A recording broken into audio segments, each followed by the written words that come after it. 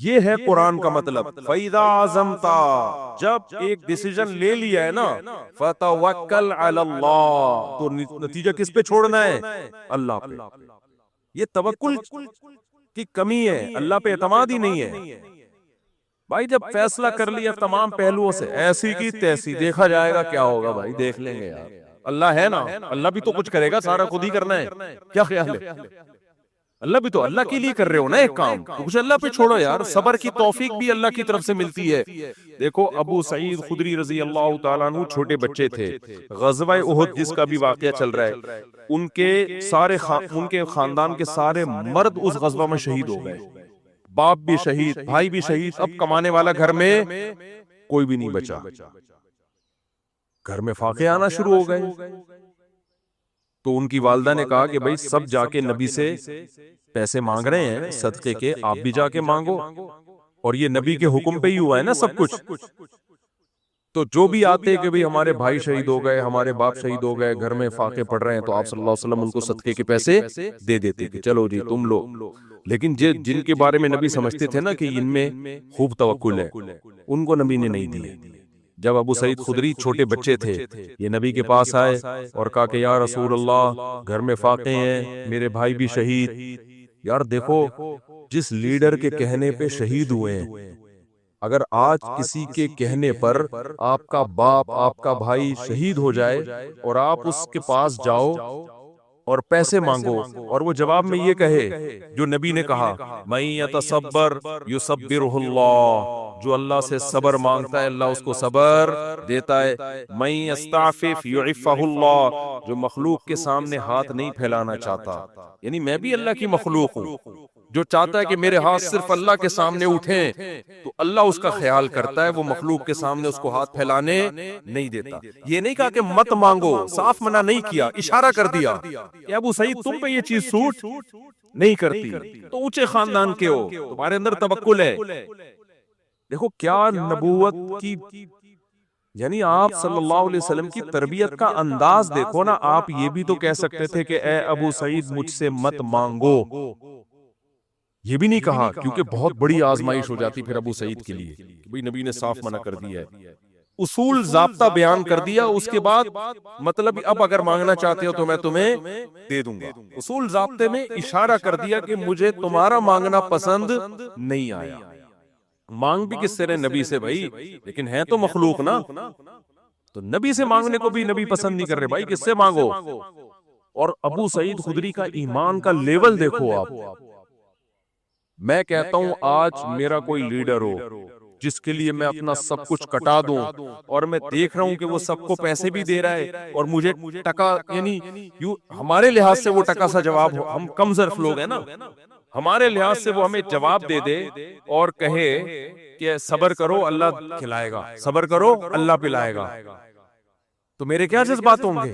میں کہوں گا جاؤ بھائی، آج سے آپ کی جماعت کو ہم نے چھوڑ دیا، سب کو دے رہے ہو، قربانی ہمارے گھر والوں نے سب سے زیادہ دی ہے، فاقے پڑ رہے ہیں، میری ایک ماں وہ بیوہ ہو گئی اور ہم یتیم ہو گئے، باپ بھی شہید، بھائی بھی شہید، کوئی بچا نہیں ہے، اور ہمیں مشورے اللہ سے مانگو اللہ سے ہوتا ہے، اور ان کو بھی دے دیا، ان کو بھی دے دیا۔ لیکن ابو سعید خدری کا حوصلہ دیکھو یار، قربانیاں دے کے یہ حوصلہ، اور ایسے خدا کی قسم یہ نبوت کے نبی صلی اللہ علیہ وسلم کے نبی ہونے کی بہت بڑی دلیل ہے۔ یہ 100% کسی کی نبوت پہ یقین ہوتا ہے نا، تو پھر انسان اس موقع پر نصیحت پر عمل کرتا ہے کہ یہ جو کہہ رہے ہیں اپنی طرف سے نہیں بلکہ اللہ کی طرف سے۔ اتنی قربانیاں دینے کے بعد آپ مجھے بتاؤ میں آپ سے قربانیاں دلواؤں اپنی کسی ویژن کا حصہ بنا کے، اور میں لوگوں کو پھر پیسے بھی بانٹ رہا ہوں، آپ میرے پاس آؤ، آپ کو میں صبر کی تلقین کروں، کیا گزرے گی آپ کے دل پہ نا، قیامت گزرے گی۔ لیکن ابو سعید خدری 10 سال کے تھے غالباً، جب وہ آئے تو نبی نے فرمایا من یستعفف یعفہ اللہ، جو صرف اللہ کے سامنے ہاتھ پھیلانا چاہتا ہے کہ اپنے دامن کو، استعفاف کا مطلب اپنے دامن کو داغدار ہونے سے بچانا، الفاظ بھی دیکھو، پاک دامن کو عفیف کہتے ہیں۔ پاک دامن کا مطلب کیا؟ بھائی ہاتھ پھیلا لیا تو دامن کیا ہو گیا؟ داغدار، ساری زندگی کے لیے اب ہے، اس دن تو مانگ رہا تھا نا، اتنی بڑی عیب ہے، اتنا بڑا عیب ہے کسی کے سامنے ہاتھ پھیلانا۔ اور آج ذرا ذرا سی بات پہ پلاٹ خریدنا ہے پیسے دے دو، بچے کو میں نے امریکہ بھیجنا ہے ادھر کھانے کو لوگوں کے روٹیاں نہیں ہے، خدا کے بندو، اور تم ہری ہری سوج رہی ہے بچوں کو امریکہ بھیجنے کے لیے بھیک مانگ رہے ہو لوگوں سے یار۔ میں بتاتا ہوں واقعہ، ادھر ہی مسجد میں ایک صاحب آئے، بچوں کی اسکول کی فیسیں دینی ہے تو پیسے نہیں ہوتے، آپ زکوٰۃ کے کچھ پیسے دے دیں۔ میں نے کہا میرے پاس تو نہیں ہے، مطلب آپ کو دینے کے لیے نہیں ہے۔ کہہ رہے میں کیا کروں پھر؟ تو میں نے کہا کہ نہیں پڑھاؤ اسکول میں، اسکول میں نہیں پڑھاؤ۔ کہہ رہے ہیں بچہ اسکول میں نہیں پڑھے گا تو کیا کرے گا؟ میں نے کہا ٹماٹر بیچے گا۔ میں نے کہا جو پریکٹیکلی ٹماٹر بیچ رہا ہے میں نے دینا ہے تو میں اس کو دوں نا، کیا خیال ہے بھائی؟ ابھی تیرا تو امکان ہے کہ پتہ نہیں ٹماٹر بیچے گا بھی کہ نہیں بیچے گا، ہو سکتا ہے کل اللہ اسباب کے دروازے کھول دے۔ میں نے کہا بھائی وہ کوئی بیماری خطرناک آ گئی ہو، مر رہا ہو بندہ، یا خدا نخواستہ کوئی کھانے پینے کے لالے پڑے ہوئے ہوں تو سمجھ میں آتا ہے، ادروائز یہ نہیں آتا۔ اور اس طرح جب آپ کسی کو دو گے نا، میں نے دنیا میں دیکھا ہے میرے بھائی، جس نے ایک دفعہ مانگ لیا نا اس کو منگتا ہی بنا رہے گا موت۔ پھر اللہ کی نظر ایسی ہٹتی ہے، اللہ کہتا ہے بس تو اب مانگ، بھکاری بن کے زندگی گزار، اس کے کبھی ضرورتیں پوری نہیں ہوتی۔ مر جائے گا کفن بھی ادھار لے کے جائے گا، اگلا کہے گا کم بخت نے جو کفن پہننا وسیم کے پیسوں سے ہے، یہ اس کے پیسے بھی ادھار ہے، ایسا چلے گا وہ۔ ہاں دوست احباب جن میں آپس میں بے تکلفی ہو، بے تکلفی ہو، مانگتے ہوئے ذلت محسوس نہیں ہو رہی، ان میں ادھار یہ سب چیزیں بھیک نہیں کہلاتی۔ یہ چیزیں بھیک بے تکلفی ہوتی ہے نا، جیسے آپ ہوٹل میں گئے جیب میں پیسے نہیں، ابے یار تو دے دے یار کل میں دے دوں، یہ چیزیں بھیک میں نہیں آتی ہیں۔ بھیک کا مطلب ہے آپ کو خود محسوس ہو رہا ہوتا ہے کہ میں کسی کے احسان کے نیچے دب رہا ہوں، احسان کے نیچے دب رہا ہوں۔ ہاں آپ مالدار ہیں، آپ کو پتا ہے ابھی میری سیلری نہیں آئی، اگلے مہینے آ جائے گی، تو اپنے ہی جیسے کسی مالدار سے کہہ دینا یار تھوڑا پیسے دے دوں گا۔ اپنے دوست جس سے بے تکلفی ہو، وہ تو چلتا ہے سوسائٹی میں۔ یہاں بھی علماء نے لکھا ہے کہ اگر کسی مالدار کو وقتی طور پہ پیسوں کی ضرورت ہے نا تو غریب سے مانگے وہ۔ یہ علماء نے تکبر ختم کرنے کا نسخہ لکھا ہے، وہ کس سے مانگے؟ اس کو پتا ہے میں پیسے تو دے دوں گا، میری سیلری آتی ہر مہینے، میرے لیے فار ایگزامپل 50,000 ہے، یہ دینا کوئی مشکل کام نہیں ہے۔ تو غریب سے مانگنے میں کیا ہوگا؟ اس غریب کی عزت آپ کی نظر میں بڑھ جائے گی، وہ غریب کا دل بھی باغ باغ ہو جائے گا، یار سیٹھ صاحب میرے سے کیا مانگ رہے ہیں، اور وہ غریب دے گا بھی خوشی خوشی۔ اس کو پتا ہے پیسے کہیں جانے والے ہیں ہی نہیں، اس کے لیے 50,000 اس کے پان گٹکوں کا خرچہ ہے 50,000۔ تو علماء نے لکھا، ہم نے مدرسے میں دیکھتے تھے کہ ہمارے مدرسے میں کچھ مالدار طلبہ تھے، بڑے مستغنی، ان کو کبھی ضرورت ہوتی غریب طلبہ سے مانگ رہے ہوتے تھے، تو غریب خوش خوش کے نا اپنی جیب خرچی بچا بچا کے کہہ رہا اچھا یار ہم سے لو، یہ ہمارا کیا بنے گا ریلیشن۔ تو لیکن غریب کو چاہیے ایسا نہ ہو کوئی بھی سوٹ ٹائی میں آ کے پیسہ مانگے، آپ میرے بیان کی وجہ سے اس کو دے دو، کوئی بھروسہ نہیں ہے یہ اپنی ہو یا کسی سے ادھار لی بھی ہو، اس میں پتا ہو کہ واقعی کیا ہے یہ مالدار آدمی، اس کے لیے 40-50,000 1,00,000 کی کوئی ویلیو ہے نہیں۔ باپ اور بھائی سے مانگنا، باپ اور بھائی سے مانگنا، بھائی وہ باپ سے بے تکلفی اور بھائی سے اگر بے تکلفی ہے تو پھر ایک جیسے بے تکلفی معاملات، باپ تو باپ ہے نا، وہ تو ساری زندگی مانگتا ہی رہتا ہے انسان، اس سے مانگنے میں کوئی حرج نہیں ہے، لیکن اس کو اتھارٹی دو کہ چاہے تو پیسے دے چاہے تو تھپڑ دے، تو اس کی مرضی ہے، تو باپ سے مانگنے میں کوئی حرج نہیں ہے۔ یہ تو بے تک ماں ہے، ہمارے حضرت فرمایا کرتے تھے احسان پتہ ہے کس کا لینا ہے؟ باپ کا، ماں کا، اپنے کوئی پیر و مرشد ہو، مینٹور ہو آپ کا کوئی جس سے آپ ہدایت لیتے ہو، اور استاذ کا۔ یہ 4 افراد کے سوا کسی کے احسان کے نیچے نہیں آئے۔ وجہ اس کی ہے کہ ان کو اللہ نے محسن ویسے ہی بنا دیا ہے، ان کے سامنے فنٹر گیری، اچھا ہو گیا آپ نے سوال پوچھ لیا، ان کے سامنے تکبر نہیں کرنا ہے۔ ابا آپ کو پیسے دے رہے ہیں، لے بیٹا، ابا انسان وہی اچھا ہوتا ہے جو صرف کس کے سامنے ہاتھ پھیلائے؟ اللہ کے۔ باپ کہے گا کم بخت 25 سال کا ہو گیا، میرے ٹکڑوں پہ ہی پلا ہے تو، 1 روپے بھی تو نے اپنی جیب سے تعلیم میری، پراٹھے صبح میرے پیسوں سے کھاتا ہے، گیس بجلی کا، اور آج میں تجھے کہہ رہا ہوں یہ لے بائک خرید لے، کہہ رہے ابا مفتی صاحب نے بیان میں کہا ہے کہ جو مخلوق کا محتاج ہوتا ہے نا ساری زندگی اللہ اس کو مخلوق کے در کا محتاج بنا دیتے ہیں. تو ابا سے ایسا کہو گے نا تو پھر ابا کی طرف سے کیا آنا چاہیے؟ چپیڑ. تو باپ ہو گئی ماں، ماں سے تو ہم تو اتنا مانگتے تھے اپنی اماں سے، بھائی ہمارے ابا جب چپیڑ لگاتے تو اماں کے پاس چلے جاتے تھے. تو اماں ابا کا معاملہ اور ہے، لیکن اتنا نہ مانگو کہ وہ ان کو پتلون بیچنی پڑے اپنے بازار میں جا کے. بعض اولاد تنگ کرتی ہے نا. تو اچھا سوال پوچھ لیا آپ نے. تو جن سے جو بڑے رشتے ہوتے ہیں نا، باپ ماں، یہ تو ویسے ہی محسن ہیں. ان سے اگر آپ پان گٹکے کے پیسے نہیں لوگے تو کوئی ان پر احسان نہیں ہوگا. انہوں نے اس سے زیادہ، بہت زیادہ آپ پہ خرچ کر دیا ہوتا ہے، تو وہ الگ معاملہ ہے. بڑا بھائی بھی اس میں داخل ہے. اب بڑے بھائی سے ریلیشن کس نوعیت کا ہے؟ یہ ہر جگہ ایسا بے تکلفی نہیں ہوتی نا. بڑے بھائی سے اگر ریلیشن اچھا ہے، بعض بڑے بھائی تو خوش ہوتے ہیں چھوٹا مانگے، وہ تو خوش ہوتے ہیں کہ یار ہمیں باپ سمجھ رہے ہیں، ہمیں جو ہے نا ویلیو دے رہے ہیں. تو یہ اچھا سوال پوچھ لیا آپ نے. تو بڑے اپنے وہ ایک الگ بات ہے، سمجھتے ہو کہ نہیں سمجھتے، باقی کسی کا احسان نہیں لینا. تو جلدی سے بات کو سمیٹ کے ختم کرتا ہوں میں. تو کوائف کیا کرنے؟ پورے کرنے کسی بھی چیز کے جو اللہ نے بتائے. تو پازیٹیو نیگیٹو تمام پہلوؤں پہ غور کرنے کے بعد جب آپ ایک رزلٹ پہ پہنچے تو قرآن کیا کہتا ہے؟ پھر کانفیڈنٹلی وہ کام کرنا ہے، کپ کپاتی ٹانگوں کے ساتھ نہیں کرنا. خود سے کانپ رہی ہو تو ایک الگ بات ہے. دوسری میں بعض دفعہ وہ چاہ نہیں روتے کہ کانپیں، لیکن وہ کانپیں خود بخود ٹانگ رہی ہوتی ہیں. ایسے بھی ہوتے ہیں وہ کانفیڈنٹلی کر رہے ہوتے ہیں، لیکن دولہا مجھے لگ رہا ہوتا ہے گھبرا رہا ہے، لیکن وہ کہتا ہے ایسی کی تیسی، کہہ تو رہا ہوتا ہے، باقی ایسے لوگوں بھی اللہ ہمت دے دیتے ہیں.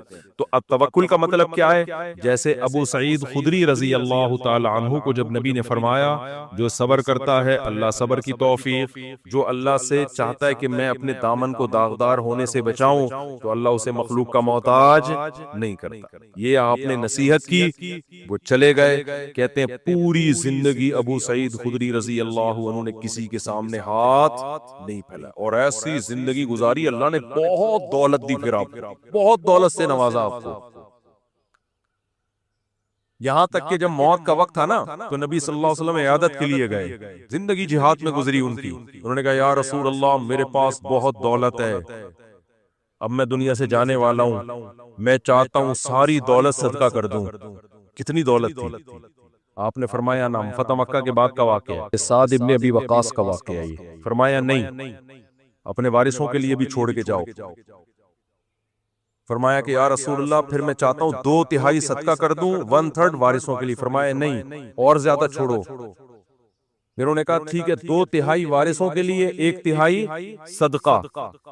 پھر آپ نے فرمایا ٹھیک ہے 1/3 صدقہ، لیکن 1/3 بھی بہت زیادہ ہے، یعنی وارثوں کی. پھر آپ نے فرمایا تم اپنے وارثوں کو لوگوں کے سامنے ایسے چھوڑو غریب کہ وہ لوگوں کے سامنے ہاتھ پھیلاتے پھریں. دیکھو کیسی زبردست تعلیمات ہے شریعت کی.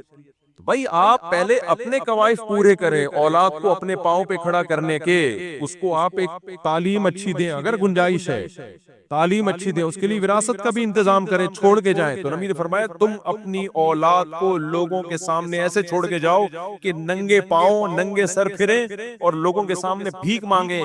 اس سے بہتر نہیں ہے کہ ان کو تم اتنا مال دے کے جاؤ کہ استغنا کے ساتھ زندگی گزاریں.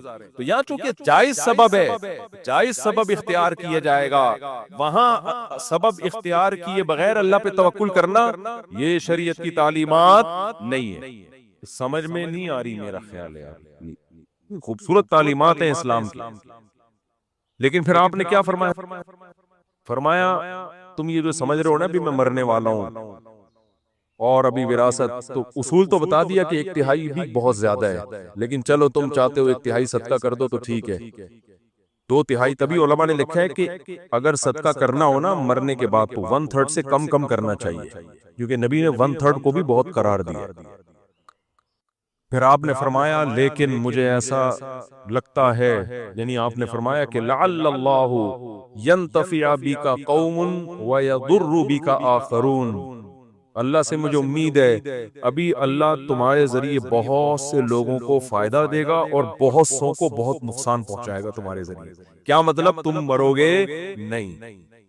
ابھی تمہیں اور زندگی ملے گی، شفا ملے گی، اس کے بعد تم میدان جہاد میں لڑو گے جس سے مسلمانوں کو فائدہ ہوگا اور اسلام دشمنوں کو نقصان۔ ابھی اللہ نے تمہیں بہت سے لوگوں کو مارنے کے لیے رکھا ہوا ہے اور بہت سے لوگوں کو بچانے کے لیے رکھا ہے۔ پھر وہی ہوا، وہ ٹھیک ہو گئے، حالانکہ وہ نا امید ہو گئے تھے اپنی زندگی سے۔ تو علماء نے اس حدیث کو بھی نبی کے معجزات میں شمار کیا ہے کہ کوئی امید نہیں تھی بچنے کی، وہ تو وصیتیں کر رہے تھے، اور نبی نے فرمایا کہ اللہ سے امید ہے ابھی تمہیں زندگی ملے گی۔ تو استغنا کا یہ فائدہ ہوا، سمجھ رہے ہو؟ تو اس لیے توکل کا مطلب کیا ہے بھائی؟ اللہ پہ اعتماد کرو گے تو اپنے آپ کو اللہ کے حوالے کر دو گے، جو ہوگا دیکھا جائے گا۔ ہم کوئی اکیلے تھوڑی ملحد تھوڑی ہے کہ بندر سے انسان بنے، بس اتفاق سے ہو گیا تو سب کچھ اتفاق سے ہوتا رہے گا۔ اوپر ہمارا رب بیٹھا ہوا ہے، وہ ساری سچویشن کو دیکھ رہا ہے۔ اس نے شادی کی ہے، اس نے زنا بولو نہیں کیا، سالے اس کو جو کوٹ رہے ہیں یہ اللہ دیکھ رہا ہے، کٹتا ہوا بھی دیکھ رہا ہے، پٹتا ہوا بھی دیکھ رہا ہے، گریبان کھول کے بھاگتا ہوا بھی دیکھ رہا ہے۔ تو وہ رب تھوڑی بھولے گا، وہ تمہیں حوصلہ دے گا، وہ تمہیں میرے پاس بھیج دے گا، میں تمہارا حوصلہ اور زیادہ۔ خیر تو وَمَن يَتَوَكَّلْ عَلَى اللَّهِ فَهُوَ حَسْبُهُ، اللہ کہتے ہیں جو مجھ پر اعتماد کرتا ہے میں کافی۔ یا تو اللہ مسائل حل کر دیتا ہے، یا مسائل رہتے لیکن صبر دے دے گا، حوصلہ دے دے گا۔ حوصلہ بھی تو اصل چیز تو حوصلہ ہے نا، وہ برداشت کرنا آسان ہو جائے گا آپ کے لیے۔ تو غزوہ احد میں بھی اللہ نے کیا فرمایا کہ جب اتنے شہید ہو گئے تو منافقین کہنے لگے دیکھو ہماری مان لیتے تو یہ سب کچھ نہ ہوتا۔ تو قرآن کی یہ دوسری آیت جو میں نے بتائی نا، ایک آیت کہ جب کوئی کام کرو تو تمام کوائف مکمل کرو اس کے بعد فیصلہ کرو تو توکل کس پہ کرو؟ اللہ پہ۔ پھر بھی نقصان ہو سکتا ہے، پھر بھی کیا ہو سکتا ہے؟ نقصان۔ پھر اس نقصان میں کیا کہنا ہے؟ اللہ نے فرمایا یا ایھا الذین آمنوا لا تکونوا کالذین کفروا وقالوا لاخوانہم، اے ایمان والو کافر جب جنگ لڑتا ہے نا اور جنگ میں آ کے ان کو شکست ہو جائے، قتل ہو جائے، تو پتہ ہے کیا کہتے ہیں؟ اسی طرح جب وہ تجارت کے لیے ملکوں میں سفر کرتے ہیں تو سفر میں حادثہ ہو گیا، جہاز ڈوب گیا، پہلے حادثے بہت ہوا کرتے تھے، اب جا رہے ہیں بزنس کے لیے سمندری سفر میں، جہاز الٹ گیا، ڈوب گیا جہاز، تو وہ کیا کہتے ہیں؟ ان کے پیچھے لوگ روتے پیٹتے ہیں، ہائے اس کاروبار کے لیے نہ جاپان نہ جاتے، نہ زلزلے میں ہلاک۔ جاپان میں زلزلہ آئے نا، ایک عجیب چیز میں نے وہاں دیکھی ہے۔ اب جاپانی اکثر دبلے دبلے ہوتے ہیں، میں جب جاپان میں تھا تو بہت خطرناک زلزلہ آیا تھا نا، آپ کو بھی پتا ہوگا، خیر مجھے تو پتہ ہی نہیں چلا زلزلے کا، ہم پل پہ تھے اس وقت، پل تو ویسے ہی ہل رہا ہوتا ہے، لیکن واپس آئے تو پتہ چلا پورا یوں ہل رہا تھا۔ تو میں نے اپنے میزبان سے، ہمارے جو ارشاد بھائی، ان سے پوچھا، میں نے کہا یار یہ تو بڑا خطرناک ہے، ہر ہفتے ایک دو جھٹکے آ جاتے ہیں، انہوں نے کہا کہ ہر ہفتے ایک تو ہل جاتے ہیں تھوڑے سے، تو ہمارے لیے نارمل ہے۔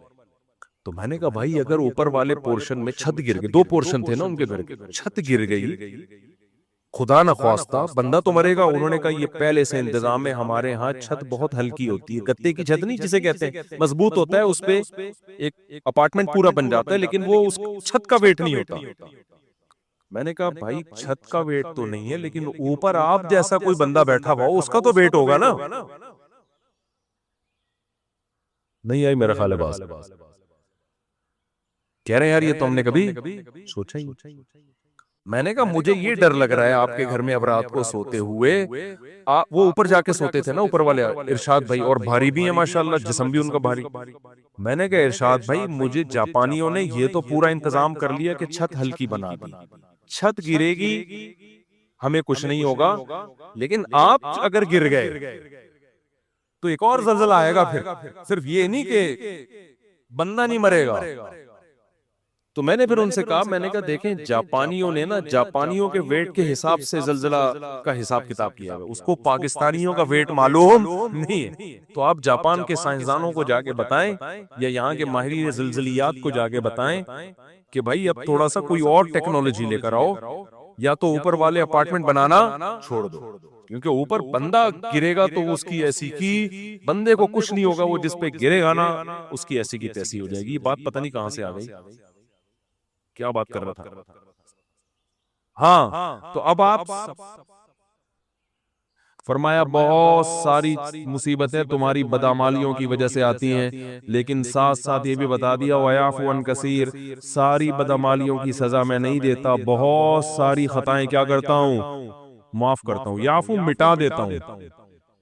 ہمیں تو بہت تھوڑی غلطیوں کی سزا مل رہی ہوتی ہے، اس پہ ہم اتنا چیخ رہے ہوتے ہیں، سب غلطیوں کی ملنا شروع ہو جائے تو کسی قابل ہی نہ رہے۔ زیادہ تر کیا کر رہا ہوں، معاف، اور وہ بھی بغیر یعنی بغیر وجہ کے، اور اگر معافی کی وجہ ہو یعنی غلطی کر کے توبہ کر لی، پھر یہ اللہ نے اپنے اوپر لکھ دیا کہ توبہ کرنے والے کو کیا کروں گا، آئین میں کیا لکھا ہے اللہ نے، جو توبہ کرے گا تو اپنے اوپر معافی کو کیا کر لیا اللہ نے، واجب، توبہ کو واجب کر لیا۔ 99 سال تک کوئی گناہوں میں مبتلا رہے، 99 سال میں اس کافر کو خیال آیا آج میں توبہ کر کے اسلام کی طرف آتا ہوں، آج میں گناہوں سے توبہ کرتا ہوں، تو اس کے آنے میں تو دیر ہو سکتی ہے، اللہ کے معاف کرنے میں دیر نہیں ہو سکتی۔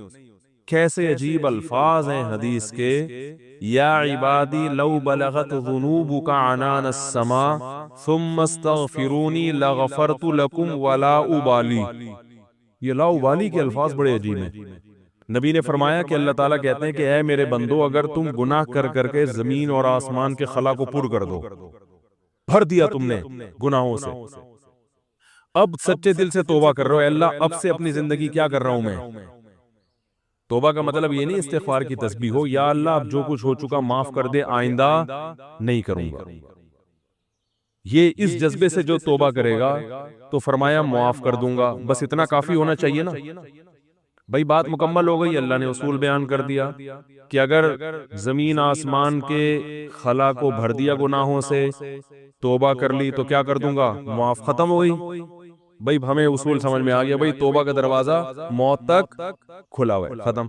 آگے اللہ کو یہ کہنے کی کیا ضرورت تھی، والا ابالی، معاف کرنے میں کسی کی پرواہ نہیں کروں، یہ کہنے کی کیا ضرورت،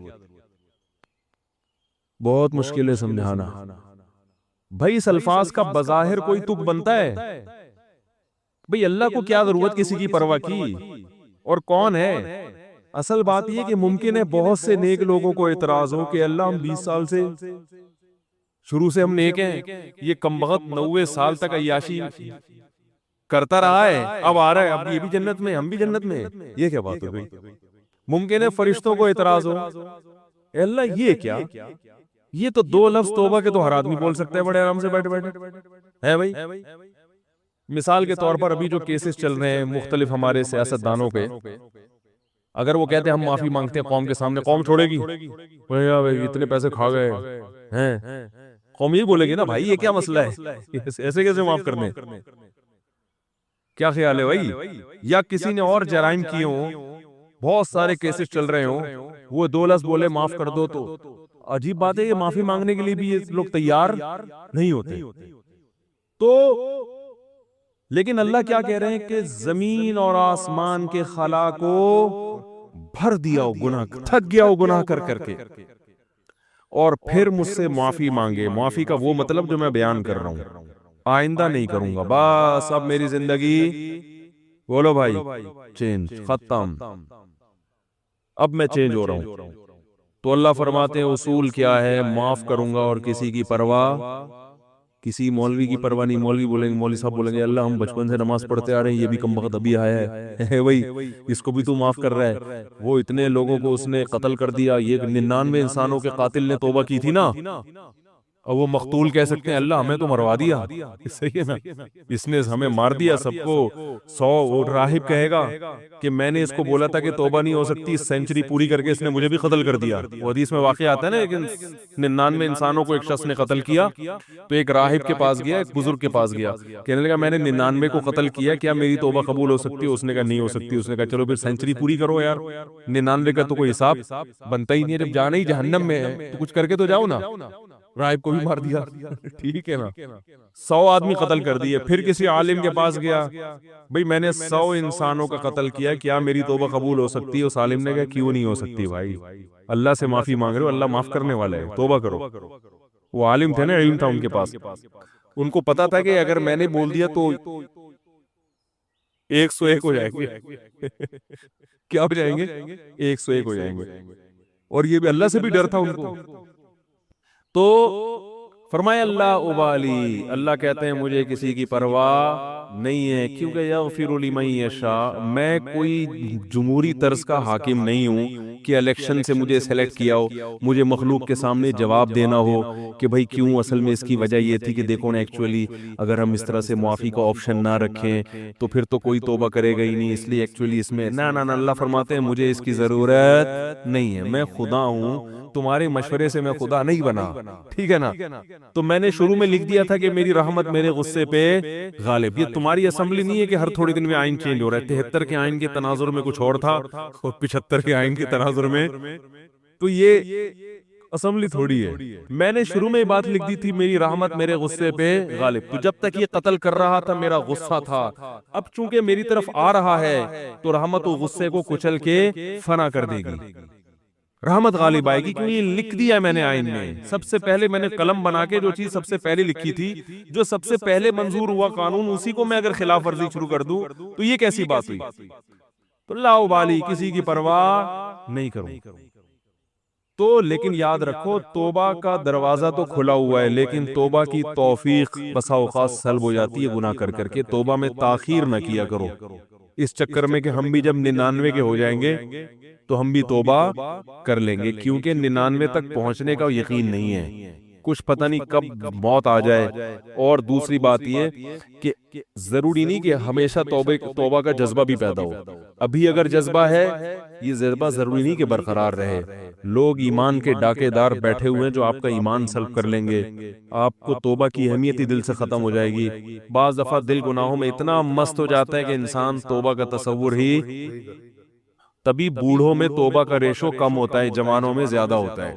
یقین نہ آئے تو دیکھ لو سروے کر کے، بوڑھے لوگ اسلام کم قبول کرتے ہیں، جوانوں میں اسلام قبول کرنے کا ریشو زیادہ ہے۔ حالانکہ جوانی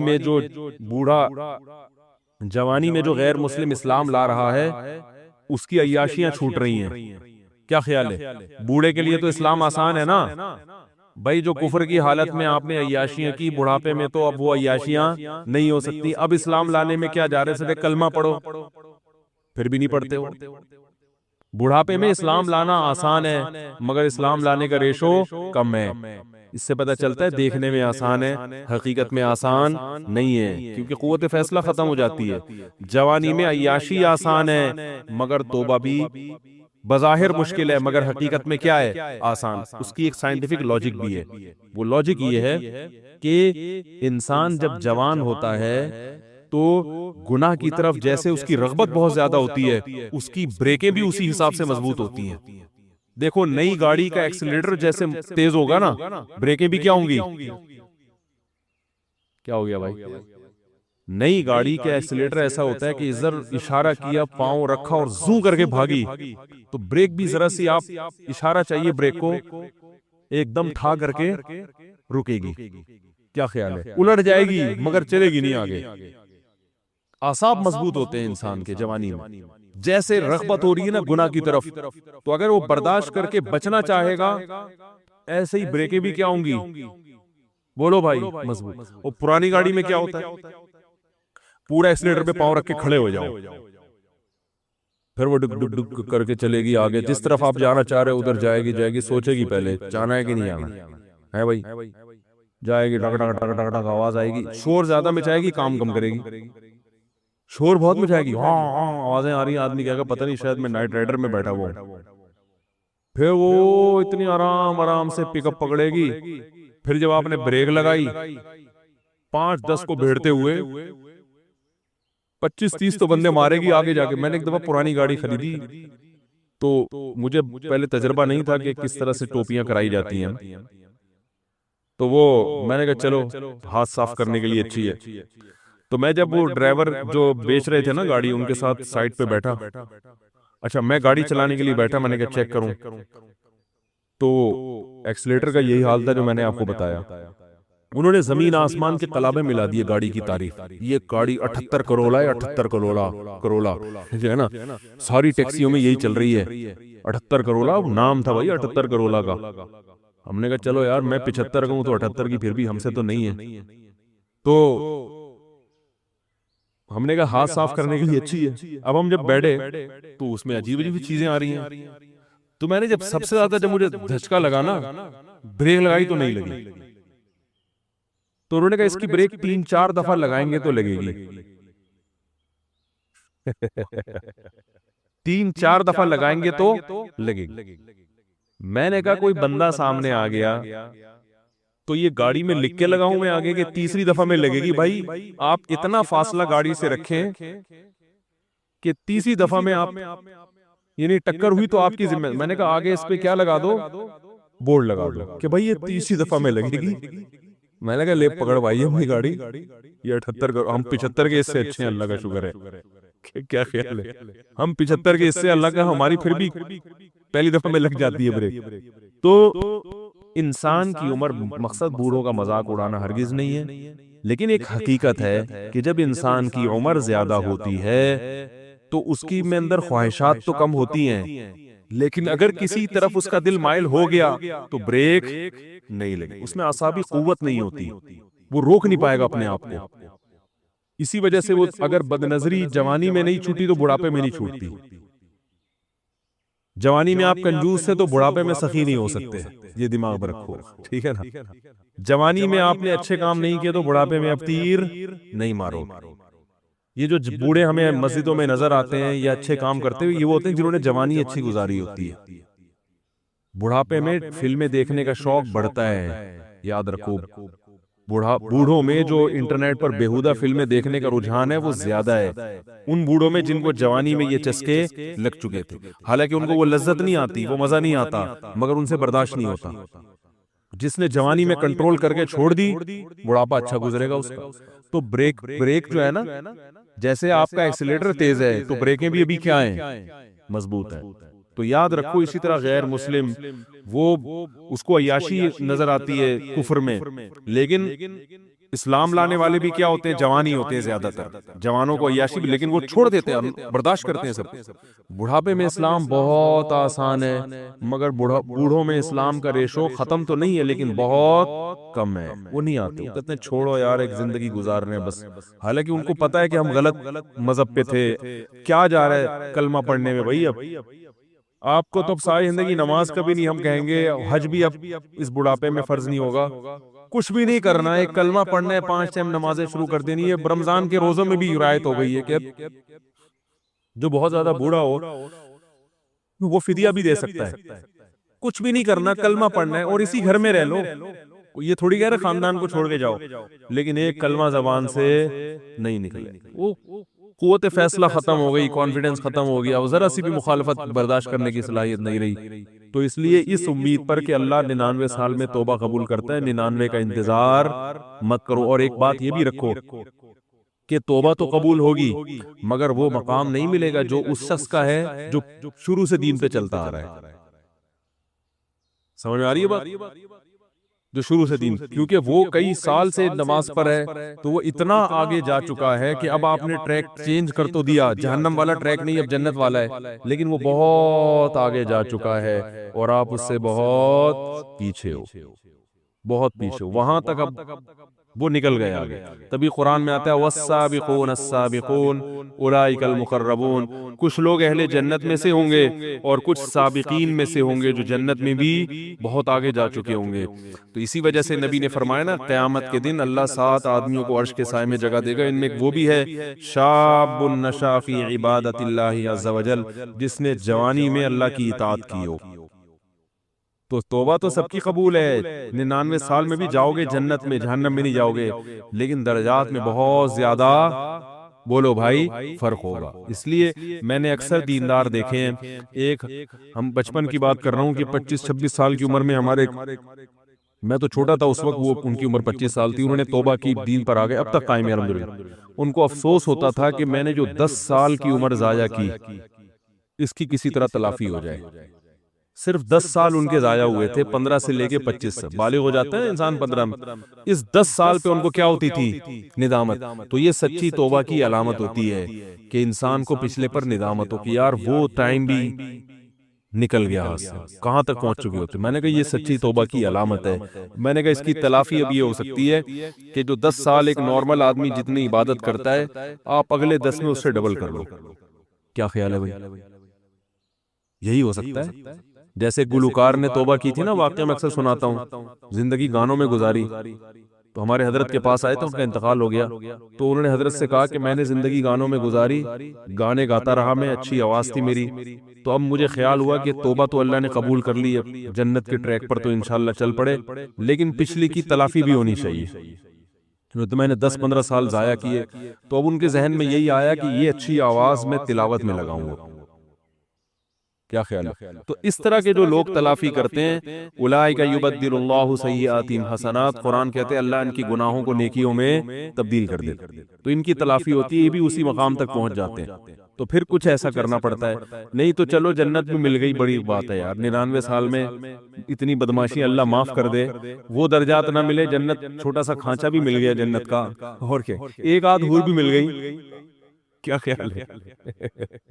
ایک آدھ حور بھی مل گئی تو بھی سستا سودا نہیں ہے، بہت اچھا سودا ہے یہ، تو اللہ تعالی ہم سب کو اپنی رحمت کا مستحق بن